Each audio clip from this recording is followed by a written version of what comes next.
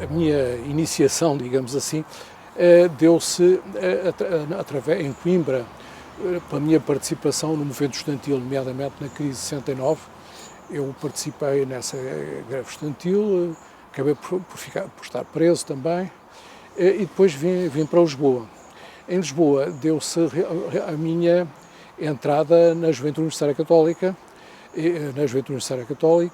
e que era um espaço, nessa altura um espaço bastante já limitado, porque a Juventude Universitária Católica tinha tido uma grande base de massas, mas depois com a agudização da própria luta política, nesse momento eram pequenos grupos que se reuniam, que procuravam viver a fé em Jesus Cristo num contexto de profunda transformação cultural, social e política que se avizinhava. Portanto, isso para mim foi muito importante para a vivência da fé, portanto foi uma experiência marcante. Curiosamente, foi através de contactos da Juventude Universitária Católica que acabei por vir a ser membro fundador do Partido Socialista e mais tarde também secretário-geral da Juventude Socialista, mas a entrada, porque eu, juntamente com alguns jovens da Juventude Universitária Católica, em 1974, acabámos eu mais cedo, em 73, desde a fundação, mas outros mais tarde, acabámos por ingressar na Juventude Socialista e, portanto, tivemos um papel importante nesse processo. Digamos que nós somos frutos todos do Concílio Vaticano II, digamos assim. Eu mesmo em Coimbra, com os contactos, acompanhei a importância dos movimentos juvenis católicos no quadro do CADC.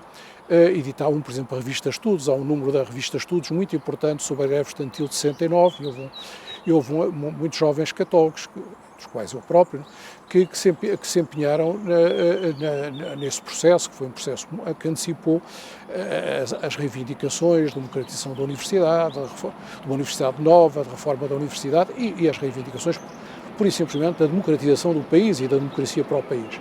E, portanto, digamos que há esse percurso.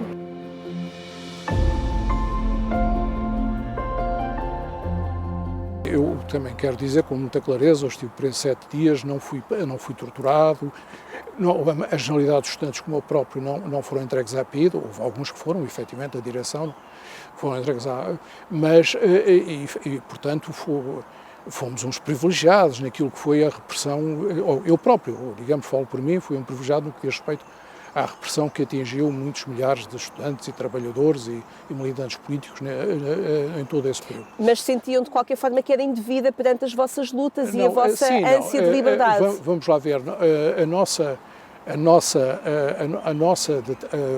a minha convicção é de que estava, digamos, tinha feito a escolha certa, digamos assim. Eu antes de ir para Coimbra pensava muito na questão coimbrana do Antero de Quental e dizia, bem, vamos lá ver, a gente às vezes vai para a universidade e acontecem coisas importantes e realmente tem que estar atento e de facto essa greve de 69 foi um pouco a nossa questão coimbrana, digamos assim, nessa época.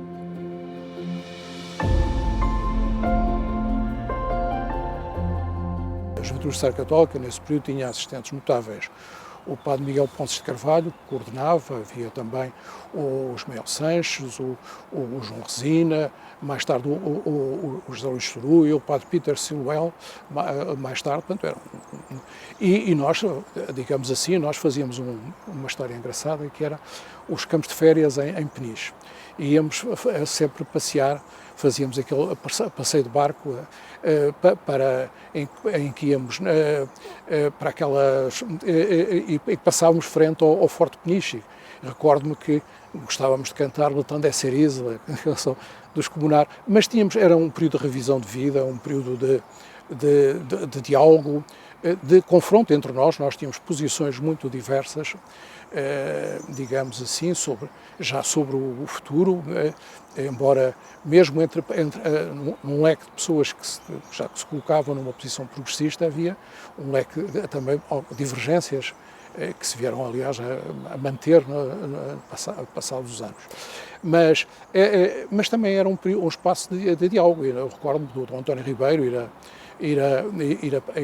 a Peniche e ouvir as nossas questões, as nossas reclamações portanto, era um espaço, digamos, em que vivíamos esse processo num quadro de igreja digamos, não posso dizer que não tivéssemos tido a oportunidade de discutir e dialogar nesse quadro.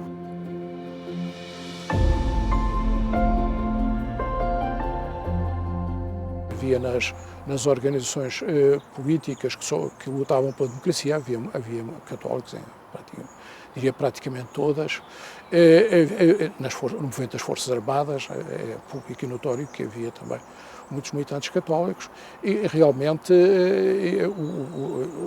eu penso que foi muito importante essa participação, sobretudo depois das eleições do João Alberto Delgado, digamos, o facto de muitos católicos, inclusive o Bispo do Porto, por exemplo, não é?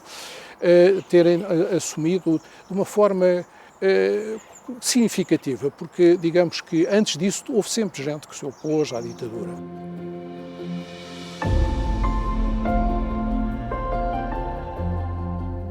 Foi um dia, a Sofia de Melbrenner tem poemas muito bonitos sobre isso, realmente foi um dia inicial inteiro limpo, não é? Portanto, efetivamente foi o princípio do resto das nossas vidas, para mim pelo menos, e realmente foi o início de um processo de libertação em que, digamos, o futuro do país está nas mãos dos cidadãos. Eu penso que é bom ter não apagar a memória, mas é importante olhar sempre ao futuro, porque há coisas maravilhosas que estão por fazer, com certeza, e portanto que temos que fazer. Há muita coisa errada e que é preciso corrigir. E temos ferramentas para o fazer. Há muita desigualdade que é preciso combater, apesar de tudo que foi feito, e há todas as condições para o fazer.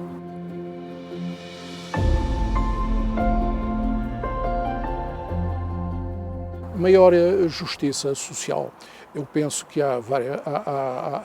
tem-se procurado combater a desigualdade, mas há uma desigualdade social ainda muito profunda.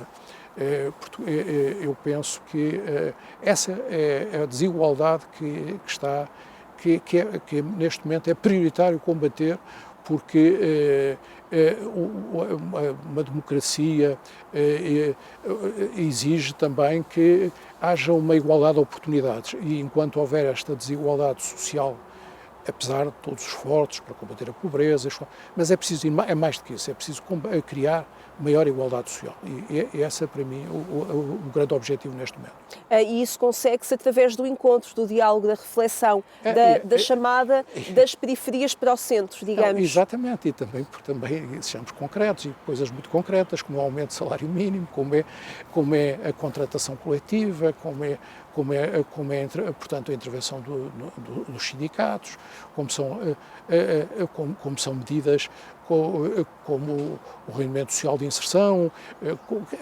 Portanto, eu penso que é importante tudo isso, mas também não esquecer que há medidas concretas, há políticas públicas que são fundamentais e que têm sido fundamentais em tudo isso. Fundamental, o Serviço Nacional de Saúde é absolutamente fundamental. Se não fosse o Serviço Nacional de Saúde, nesta altura da pandemia, estávamos realmente numa situação absolutamente trágica, como vemos, por exemplo, no Brasil e noutros contextos em que não há essas políticas públicas.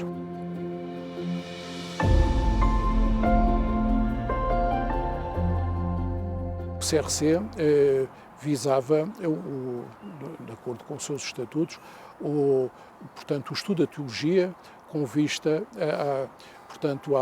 à formação da consciência cristã, ao serviço da evangelização e da libertação do povo português. Portanto, há aqui uma continuidade com esse processo. Há a ideia de que a vivência da fé em Jesus Cristo se deve inscrever nesse processo de transformação da sociedade portuguesa e encontrar formas de ser vivida em igreja.